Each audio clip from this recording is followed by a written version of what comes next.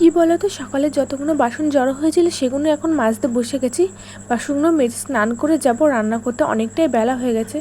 সারাদিন শুধু বাসন মাজতে হবে আর বাসন মাজতে হবে, দিনে 4 টাইম বাসন মাজো, যেটাই খাও তারপরেই বাসন মাজো। তো কী আর করা যাবে, রান্না এই যে স্নান করে রান্না করতে চলে এসেছি। এখন আলুগুলো প্রথমে কেটে নিলাম, কেটে নিয়ে জলে চুবিয়ে রাখছি যাতে লাল না হয়ে যায়। এদিকে আগে থেকে মা সবজিগুলো কেটে দিয়েছিল, এখানে চিচিঙে কেটে দিয়েছে পাতলা পাতলা করে, আর রসুন আর পেঁয়াজটা কুচিয়ে দিয়েছে। আমি ভাতটা চাপিয়ে দিয়েছি, তারপরে আদাটা ভালো করে কেটে নিয়ে আমি বাটতে শুরু করব। একসাথে দুরকম কাজ করতে গেলে কিছু না কিছু ভুল করে ফেলি এখনও। তাই আমি এখানে মশলা বাটছিলাম, আর চিচিঙে ভাজাটা বসানো ছিল, প্রায় হয়ে গেছে, খেয়াল করিনি, আর কড়াইটা ধরে লেগে গেছে, অনেকটাই পুড়ে গেছে।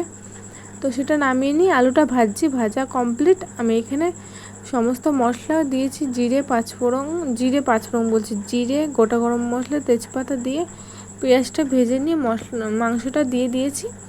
এবার কষিয়ে নিয়ে জল দিয়ে দেবো, 20 মিনিট ধরে কষাই। তো কে কে কষা মাংস খেতে ভালোবাসো আমার মতন কমেন্ট করে জানিও। তা আমি আর বোন এখানে খেয়ে নিচ্ছিলাম।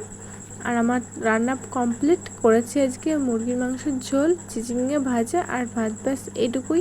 তা আমার ভিডিও তোমাদের কেমন লাগে অবশ্যই কমেন্ট করে জানিও। ভালো লাগলে একটা লাইক কমেন্ট শেয়ার করে দেও। দেখা হবে নতুন ভিডিওর সাথে, বাই।